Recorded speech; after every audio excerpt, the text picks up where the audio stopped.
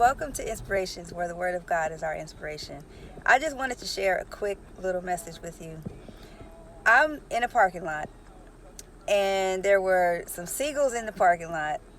I just saw two. And one of them, okay, before I say that, I'm going to say this.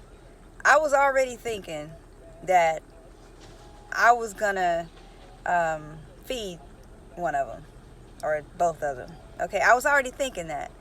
And then all of a sudden, one of them come walking over to my car and stood right in front of the hood, okay, and then looked right at me and did not move, but just stood there. And I said, okay, well, this is my opportunity to give him a little food. And I took it. But there was a message in that. And the message was, God already knows what we're going to ask him before we ask him. He already knows what we need before we ask. Okay? And that bird did not know where he was going. He just know that for some reason he was led on over to my car, and he just stood there and looked at me, and he did not move. It was something about the direction he was going in. He knew that he was supposed to stop right there and just look at me in the car, because he expected something. He did not know what, but he expected something. Okay, and the bird didn't understand. The seagull didn't understand that he was being led over to the car. I believe God led him over to the car.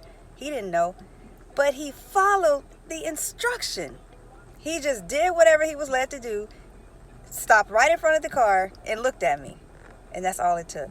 So what I'm saying is, God already knows what we need before we ask him.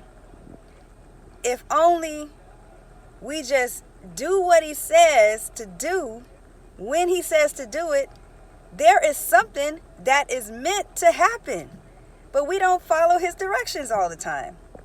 Right? We don't follow his directions. That bird came on over to the car. He knew something was supposed to happen. He did not give up. He did not leave until he received something. And what was that something? Some food.